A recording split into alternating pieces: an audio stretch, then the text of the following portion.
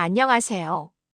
저는 서울 성북구의 작은 빌라에 혼자 살고 있는 박선영이라고 합니다. 올해로 72살이 되었네요. 창밖으로 쌀쌀한 바람이 부는 것을 보니 또 한 해가 저물어가는가 봅니다. 나이가 들수록 시간이 참 빠르게 흐른다는 어른들 말씀이 이제야 뼈저리게 느껴집니다. 특히 남편 진우 씨가 내 곁을 떠난 뒤로는 그 속도가 더 매정하게 느껴지는 것 같아요. 벌써 5년이 다 되어가네요. 그 사람이 제 곁을 떠난 지가요. 늘 무뚝뚝하고 표현에 서툰 사람이었지만 돌아보면 참 다정한 사람이었습니다. 아침마다 내가 좋아하는 원두 커피를 내려주던 손길이나 텔레비전을 보다 스르르 잠든 내 어깨에 말없이 담요를 덮어주던 그 온기가 요즘처럼 바람이 차가워지는 날이면 사무치게 그립습니다. 사람들은 젊은 날의 뜨거운 사랑이 전부인 것처럼 말하지만 저는 이 나이가 되어서야 사랑이 무엇인지 아주 조금 어렴풋이 알 것 같습니다.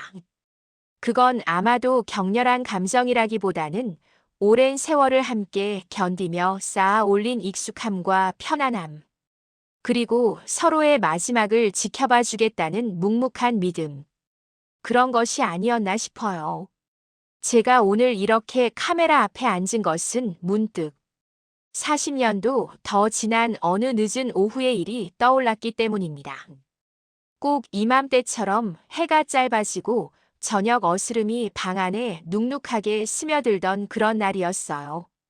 그날따라 유난히 사랑이라는 단어가 제 마음을 무겁게 짓눌렀던 기억이 납니다. 아마 그날 네 사람이 나눴던 그 대화 때문이었겠지요. 시간을 거슬러 올라가 1980년대 중반의 일입니다. 그때 제 나이가 32살, 남편 진우 씨도 33살. 저희는 결혼한 지 갓 2년이 지난 깨가 쏟아지는 신혼부부였습니다. 세상 모든 것이 아름답고 희망차 보였던 시절이었죠. 그때는 나라 전체가 한강의 기적이라는 말처럼 매일같이 성장하던 때였습니다. 여기저기 새 아파트가 올라가고 마이카라는 말이 유행처럼 번졌죠.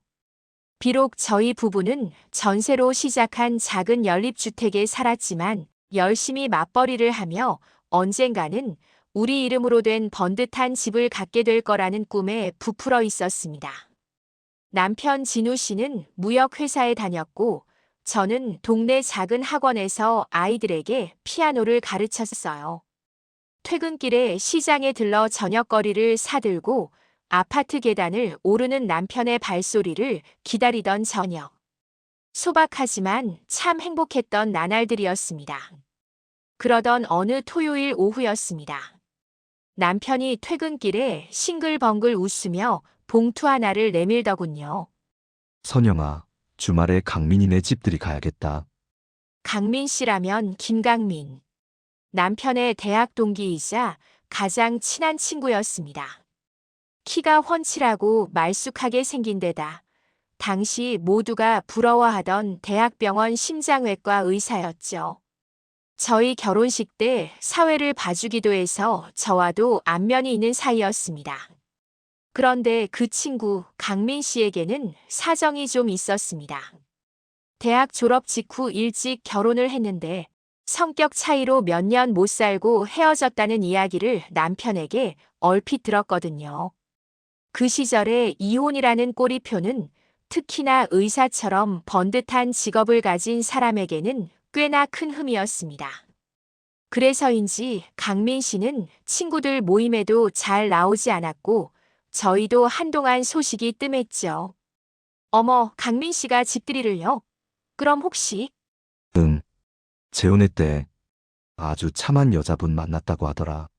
남편의 말에 따르면 몇 달 전 같은 병원에서 근무하던 간호사와 조용히 식을 올리고 새로 지은 아파트에 신혼집을 차렸다는 것이었습니다. 그 아내가 되는 분이 미숙 씨였고요. 새로운 출발을 하는 친구를 축하해 주는 것은 당연한 일이었습니다. 저는 오랜만에 백화점에 들러 예쁜 찻잔 세트를 정성껏 포장했습니다. 새 아파트, 의사 남편, 그리고 새로운 아내. 32살 제 눈에는 그 모든 것이 반짝이는 선망의 대상처럼 보이기도 했습니다. 약속한 주말, 저희 부부는 버스를 타고 조금은 낯선 동네의 새 아파트 단지를 찾아갔습니다. 엘리베이터에서 내리자 페인트 냄새가 아직 채 가시지 않은 복도가 우리를 맞았습니다. 초인종을 누르자 문이 열리고 강민 씨가 예의 그 훤칠한 모습으로 우리를 반겼습니다. 진우야. 박 선생 어서 와요. 먼 길 오느라 고생했네. 그리고 그의 뒤로 호기심 어린 눈으로 우리를 바라보는 한 여자가 서 있었습니다. 그녀가 바로 강민 씨의 새 아내 미숙 씨였습니다. 안녕하세요. 이미숙입니다. 말씀 많이 들었어요.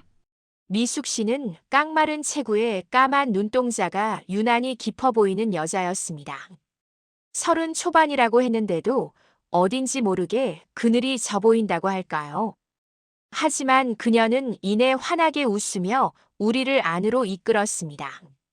집은 참 아늑하고 예쁘게 꾸며져 있었습니다. 미숙 씨의 손길이 닿은 듯 창가에는 작은 화분들이 가지런히 놓여 있었고 벽에는 따뜻한 색감의 그림이 걸려 있었죠. 우와, 미숙 씨. 집 정말 예쁘다. 감각이 보통이 아니시네요. 제 칭찬에 미숙 씨는 수줍게 웃으며 손사래를 쳤습니다. 아니에요.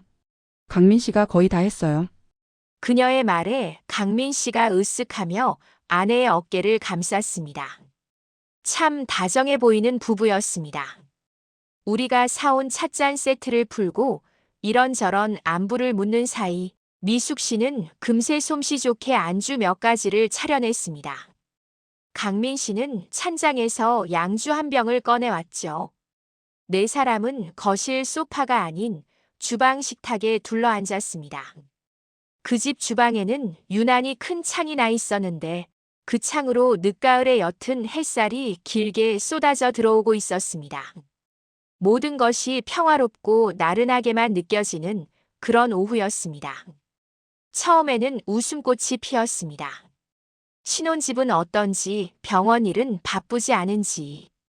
저와 남편 진우 씨는 아직 신혼의 단꿈에 젖어 있었기에 우리는 아직도 연애하는 것 같다며 너스레를 떨기도 했습니다.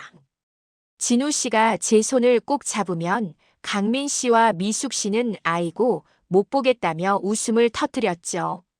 술잔이 몇 순배 돌고 분위기가 무르익어 갈 때쯤이었습니다. 누가 먼저랄 것도 없이 자연스럽게 사랑에 대한 이야기로 화제가 옮겨갔습니다. 아마 저희 두 사람이 너무 행복해 보여서였을까요? 아니면 한 번의 아픔을 겪고 다시 시작하는 강민 씨와 미숙 씨에게 사랑이란 단어가 남다르게 다가왔기 때문일지도 모릅니다. 창밖의 햇살이 조금씩 노란빛을 띠기 시작할 무렵 미숙 씨가 비어있던 자기 잔에 술을 채우며 불쑥 입을 열었습니다. 그녀의 깊은 눈동자가 허공의 한 지점을 가만히 응시하고 있었습니다. 선영 씨는 진호 씨가 정말 좋아요. 네. 아, 네. 좋죠. 편하고 그냥 좋아요. 제 어설픈 대답에 미숙 씨가 희미하게 웃었습니다. 그리고 그녀는 우리 부부가 상상조차 하지 못했던 이야기를 꺼내기 시작했습니다. 자신이 강민 씨를 만나기 전에 겪었던 아주 지독하고 아픈 사랑 이야기였습니다. 저는 이 사람 만나기 전에 정말 목숨처럼 사랑했던 남자가 있었어요. 그 한마디에 평화롭던 주방의 공기가 순간 싸늘하게 얼어붙는 것 같았습니다. 미숙 씨의 고백에 남편과 저는 무슨 말을 해야 할지 몰라 서로의 얼굴만 쳐다봤습니다. 재혼한 남편이 바로 옆에 있는데 그것도 집들이에 온 손님들 앞에서 목숨처럼 사랑했던 옛 남자라니요.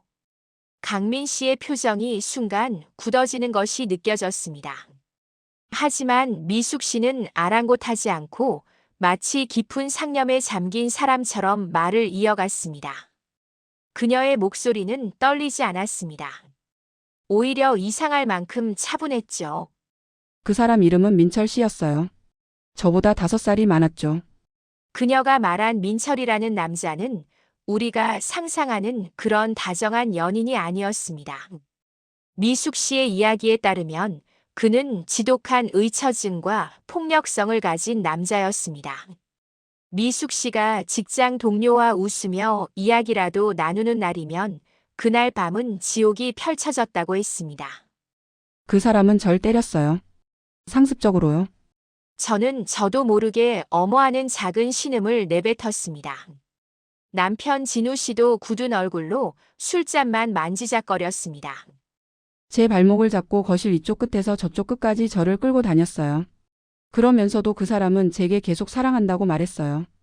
미수가 내가 너를 이만큼 사랑한다고요. 도저히 이해할 수 없는 이야기였습니다. 그건 사랑이 아니라 폭력이죠. 범죄잖아요. 제가 무슨 말을 하려고 입을 여는 순간 강민 씨가 무겁게 입을 열었습니다. 여보? 그만해. 그런 이야기를 굳이. 아니요, 여보. 난 이게 사랑이었다고 생각해요. 미숙 씨는 남편의 말을 단호하게 잘랐습니다. 그녀는 깡마른 몸으로 어딘가 위태로워 보이면서도 강한 눈빛으로 남편 강민 씨를 똑바로 쳐다봤습니다. 당신은 이해 못하겠지만 그 사람은 그 사람 나름의 방식으로 날 사랑한 거예요. 내가 그 사람을 떠나려고 했을 때 그 사람이 어떻게 했는지 알아요? 미숙 씨는 결국 그 지옥 같은 관계를 견디지 못하고 도망쳤다고 했습니다. 그러자 그 민철이라는 남자는 그녀가 보는 앞에서 수면제를 한 움큼 삼켰다고 했습니다. 다행히 사람들에게 발견되어 근처 병원으로 옮겨졌고 목숨은 구했지만 약이 독했는지 잇몸이 다 망가져서 흉하게 변해버렸다고요. 그 사람은 나 없으면 죽겠다고 했어요. 그리고 정말 죽으려고 했어요. 미숙 씨의 목소리가 조금씩 격앙되기 시작했습니다. 그것은 슬픔이라기보다 무언가를 격렬하게 항변하는 듯한 목소리였습니다. 주방 식탁을 비추던 햇살은 이제 창문턱 너머로 거의 사라지고 방 안에는 주황빛 기운만 희미하게 감돌았습니다. 강민 씨는 더 이상 아내를 말리지 않았습니다. 그는 그저 팔짱을 낀 채 냉소적인 표정으로 아내의 이야기가 어디까지 가는지 지켜보는 듯 했습니다. 그 모습이 제게는 더 위태롭게 느껴졌습니다. 미숙 씨는 그 남자가 병원에서 퇴원한 뒤에도 자신과 강민 씨 주변을 맴돌며 괴롭혔다고 했습니다. 당시 두 사람이 같은 병원에서 근무하며 막 교제를 시작할 무렵이었죠. 밤늦게 병원에서 당직이라도 서는 날이면 어두운 주차장을 걸어가는 게 너무 무서웠어요. 그 사람이 어디선가 칼을 들고 나타나서 우릴 찌를 것만 같았거든요. 병원으로 시도 때도 없이 전화를 걸어서는 강민 씨 바꿔달라고 당신한테 욕을 퍼부으면서 당신 목숨 며칠 안 남았다고 협박하곤 했어요. 남편과 저는 숨을 죽인 채 그들의 이야기에 빠져들었습니다. 이것은 우리가 상상했던 달콤한 신혼부부의 이야기가 아니었습니다. 삶과 죽음이 오가는 치열하고 위험한 과거였습니다. 그럼 그 사람은 어떻게 됐어요? 남편 진우 씨가 조심스럽게 물었습니다. 미숙 씨는 잠시 말을 멈추고 술을 한 모금 깊게 마셨습니다. 그리고 아주 작게 하지만 또렷하게 말했습니다. 죽었어요. 네. 어느 날 자기 방에서 스스로 목숨을 끊었어요. 방 안에는 잠시 무거운 침묵이 흘렀습니다. 더 기가 막힌 건 미숙 씨가 말을 이었습니다. 그 사람이 실려온 곳이 바로 우리 병원 응급실이었다는 거예요. 강민 씨가 당직이던 날에요. 강민 씨는 헛웃음을 터뜨렸습니다. 그 사람은 바로 죽지 않았어요. 사흘을 버텼죠. 머리는 퉁퉁 부어오르고 상태가 아주 끔찍했어요. 병원에는 아무도 찾아오는 사람이 없더군요. 그래서 내가 그 사람 마지막 가는 길을 지켜줬어요. 강민 씨는 가지 말라고 했지만 그래도 나밖에 없었으니까요. 미숙 씨는 텅 빈 술잔을 내려다보며 말을 맺었습니다. 다른 사람들은 미쳤다고 할지 몰라요. 하지만 난 알아요. 그 사람이 기꺼이 죽음을 택한 것도 전부 나에 대한 사랑이었다는 걸요. 그때였습니다. 지금까지 침묵을 지키던 강민 씨가 들고 있던 잔을 탁 소리가 나게 식탁에 내려놓았습니다.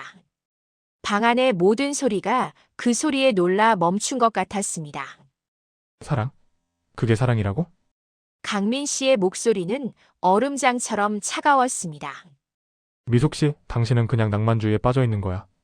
자신을 막대해주고 거칠게 휘둘러야만 이 남자가 날 사랑하는구나 느끼는 거 아니냐고. 그건 사랑이 아니라 집착이고 폭력이고 정신병이야.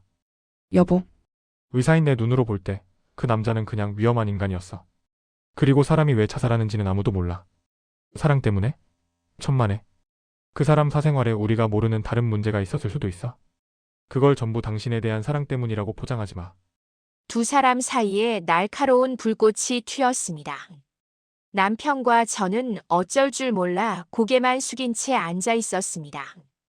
강민 씨는 자리에서 일어나 새 술병을 가져왔습니다. 그는 자신의 잔에 술을 거칠게 따르며 말을 이었습니다.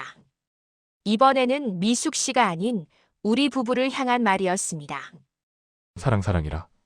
그는 술을 단숨에 들이켰습니다. 나도 내전 저 죽도록 사랑했던 때가 있었어요. 이 사람 만나기 전에요. 내 목숨보다 더 사랑한다고 생각했지. 근데 지금은 어떠냐고? 혐오해. 진심으로. 그의 입에서 나온 혐오라는 단어는 너무나 날 것이어서 신혼이었던 제게는 충격적으로 들렸습니다. 그 사랑이 다 어디로 갔는지 나도 모르겠어. 설명할 수가 없다고. 미숙 씨가 말한 그 남자도 마찬가지야. 당신을 사랑했겠지. 하지만 그 전엔 또 다른 여자를 사랑했을 거야. 사랑은 그렇게 계속 이어지는 거라고. 강민 씨는 우리를, 아니, 정확히는 반짝이는 눈으로 앉아있는 저와 남편, 진우 씨를 바라보며 냉소적으로 웃었습니다. 당신들 지금 좋아 죽겠지. 1년 반 됐나? 만약에 당신들 둘 중 하나에게 무슨 일이 생긴다고 쳐? 그럼 남은 한쪽은 한동안 슬퍼하겠지? 하지만 결국엔 다시 기운 차리고 다른 사람 만나서 또 사랑하게 될 거야. 그러면 지금 이 순간은 뭐가 돼? 그냥 추억이 되는 거야. 어쩌면 추억조차 안 될 수도 있고. 강민 씨의 말은 32살 신혼이었던 제 가슴에 비수처럼 꽂혔습니다. 아니야, 우리 사랑은 그렇지 않아. 속으로 외치고 싶었지만 한 번의 실패를 겪고 의사로서 수많은 죽음을 지켜본 그의 냉정한 말 앞에서 저의 반박은 너무나 순진하고 유치하게 들릴 것 같았습니다. 저는 그저 남편 진우 씨의 손을 식탁 밑에서 더 세게 잡을 뿐이었습니다. 남편도 제 손을 마주 잡아주었죠. 그 따뜻한 온기가 저를 안심시켰습니다. 강민 씨는 조금 취해 보였습니다. 그는 아까의 격정적인 모습과는 달리 조금은 슬픈 눈으로 창밖을 바라봤습니다. 어느새 해는 완전히 졌고 주방에는 식탁 위에 작은 등불만 켜져 있었습니다. 방 안은 어두워지고 있었습니다. 내가 병원에서 겪은 일인데. 강민 씨가 다시 조용히 입을 열었습니다. 언젠가 교통사고로 노부부가 실려온 적이 있어요. 아주 중상이었죠. 두 분 다 가까스로 고비를 넘기고 같은 이인실에 입원시켰어요. 내가 담당 의사라 자주 들여다봤는데 이상한 건 아내분이 상태가 더 나빴는데도 할아버지가 훨씬 더 절망적으로 보였다는 거예요. 그 할아버지는 얼굴 전체를 붕대로 감고 있어서 앞을 볼 수가 없었다고 합니다. 강민 씨가 귀를 가까이 대고 왜 그러시냐고, 뭐가 힘드시냐고 물었답니다. 그 할아버지가 뭐라고 했는지 알아요? 사고가 나서 아픈 것 때문에 절망하는 게 아니었어요. 단지 옆 침대에 누워있는 자기 아내를 내 눈으로 직접 볼 수 없다는 것 때문에 절망하고 있었어요. 내 고개를 돌려서 내 마누라 얼굴을 볼 수만 있다면 소원이 없겠다고 그 절망감 때문에 할아버지는 회복이 안 될 정도였어요. 강민 씨는 우리를 둘러보며 말했습니다. 그의 눈에는 아까의 냉소 대신 알 수 없는 깊은 슬픔이 고여 있었습니다. 나는 그게 사랑이라고 생각해요. 미숙 씨가 말하는 그런 격정적인 게 아니라 그냥 그렇게 볼 수 없다는 것만으로도 무너지는 거. 강민 씨의 말이 끝나고 네 사람 사이에는 아주 긴 침묵이 흘렀습니다. 미숙 씨는 아무 말 없이 고개를 숙인 채 자신의 손톱만 바라보고 있었습니다. 그녀가 말한 지독한 사랑도 강민 씨가 말한 냉소적인 현실과 애틋한 노부부의 사랑도 모두 각자의 사랑이었습니다. 두 분은 어떻게 생각해요? 미숙 씨가 저와 남편에게 물었습니다. 이 무거운 대화 속에서 저희의 의견을 묻는 것이 조금은 얄궂게 느껴졌습니다. 남편 진우 씨가 헛기침을 한 번 하고는 제 손을 쥔 채로 입을 열었습니다. 저희는 뭐 잘 모르겠습니다. 강민 씨 말처럼 아직 결혼한 지 2년도 안 됐으니까요. 그냥 저는 지금 제 아내랑 같이 있는 게 편하고 좋아요. 선영이도 저랑 같은 마음이라고 생각하고요. 지금은 그냥 그게 사랑이 아닐까 싶습니다. 제 남편의 꾸밈 없고 단순한 대답이었습니다. 저는 그 대답이 마음에 들어 남편을 보며 살짝 웃었습니다. 저녁 먹으러 나갈까요? 내가 근처에 괜찮은 식당 안다고 했잖아. 강민 씨가 어색한 분위기를 깨려는 듯 말했지만 아무도 자리에서 일어나지 않았습니다. 아니, 내가 간단하게 치즈랑 과일이라도 좀 내올게요. 창밖은 완전히 어두워졌습니다. 새 아파트의 불 꺼진 주방에는 네 사람의 숨소리, 그리고 어쩌면 서로의 심장이 뛰는 소리만이 낮게 울리고 있었습니다. 사랑에 대해 그렇게나 많은 이야기를 쏟아냈지만 정작 우리는 그 사랑이 무엇인지 알지 못하는 사람들처럼 그 어둠 속에 그저 멍하니 앉아 있을 뿐이었습니다. 40년 전 그의 진녘의 주방. 불 꺼진 식탁에 앉아있던 네 사람의 모습이 저는 지금도 가끔 아주 선명하게 떠오릅니다. 사랑에 대해 그토록 많은 말을 쏟아냈지만 정작 그 누구도 행복해 보이지 않았던 그 기묘한 풍경을요. 그날 밤 어색한 침묵은 꽤 오래 갔습니다. 결국 우리는 강민 씨가 말한 식당에는 가지 못했습니다. 미숙 씨가 도저히 나갈 기운이 없다며 일어서지 않았거든요. 그녀는 부엌에서 억지로 치즈 몇 조각과 과일을 꺼내왔고 우리는 그 어두운 주방에서 그것을 안주 삼아 남은 술을 비웠습니다. 아무도 더 이상 사랑에 대해 말하지 않았습니다. 집으로 돌아오는 버스 안에서 남편 진우 씨는 아무 말 없이 제 손을 꼭 잡아주었습니다. 저도 그냥 창밖을 바라보며 남편의 어깨에 기댔습니다. 말로 설명할 수는 없지만 우리는 방금 아주 험하고 위태로운 무언가를 엿보고 온 기분이었습니다. 그리고 서로가 곁에 있다는 이 평범함이 얼마나 다행스럽고 고마운 것인지 말없이 느끼고 있었죠. 그날 이후 강민 씨 부부와는 자연스레 연락이 줄어들었습니다. 남편이 친구로서 몇 번 안부를 물었지만 그들 부부의 이야기는 늘 어딘가 위태롭게 들려왔습니다. 미숙 씨가 말했던 그 격정적인 사랑과 강민 씨가 뱉었던 냉소적인 말들이 아마도 그들 사이에서 계속 부딪혔던 모양입니다. 몇 년이 더 흐른 뒤 남편이 다른 대학 동기를 통해 들은 소식은 두 사람이 결국 아주 시끄럽고 힘들게 헤어졌다는 것이었습니다. 그 예쁘던 신혼집도 늦은 오후에 햇살이 들어오던 그 큰 주방 창문도 모두 과거가 되어버린 것이죠. 그 소식을 전해 듣던 날, 저는 설거지를 하던 남편의 뒷모습을 물끄러미 바라보았습니다. 우리라고 왜 고비가 없었겠습니까? 아이들 키우면서 돈 문제로 다투기도 하고 서로의 부모님 문제로 서운해서 며칠씩 말도 안 한 적도 있었죠. 어떨 때는 내가 저 인간을 뭘 보고 결혼했나 싶어 한숨이 나올 때도 있었습니다. 하지만 저희에게는 미숙 씨가 말한 그런 지독한 상처도 강민 씨가 말한 그런 뼈아픈 배신도 없었습니다. 우리의 사랑은 그들의 이야기처럼 한 편의 드라마가 되지는 못했습니다. 그저 아침에 일어나 밥을 하고 아이들 도시락을 싸고 퇴근한 남편의 넥타이를 풀어주며 고생했다 말 한마디 건네는 그런 아주 사소하고 일상적인 순간들이 쌓이고 쌓여 어느새 40년이라는 세월이 되었습니다. 남편 진우 씨가 퇴직하고 아이들이 모두 결혼해서 집을 떠나고 저희 두 사람만 덩그러니 남게 되었을 때 저는 비로소 그날의 대화가 다시 떠올랐습니다.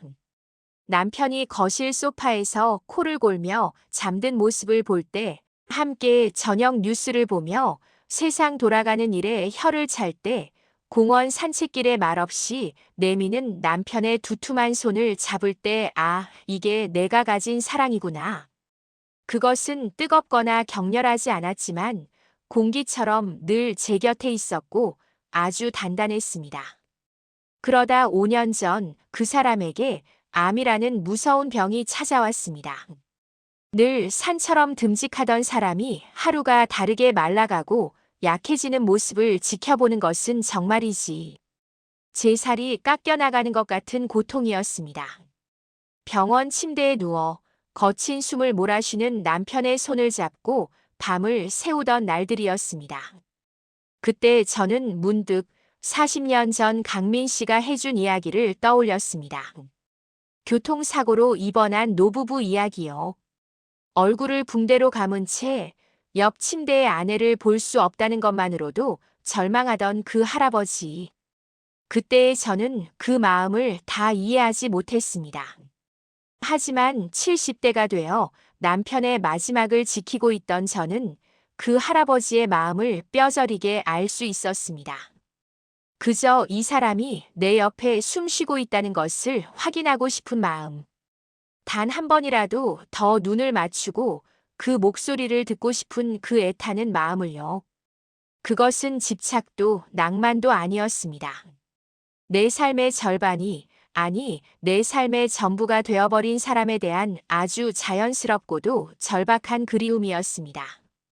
남편은 제 손을 잡은 채 마치 깊은 잠에 빠지듯 조용히 눈을 감았습니다.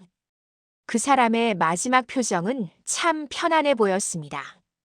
오늘 저는 남편의 사진첩을 정리하다가 빛바랜 앨범 속에서 30대 신혼부부였던 저희 두 사람의 사진을 보았습니다.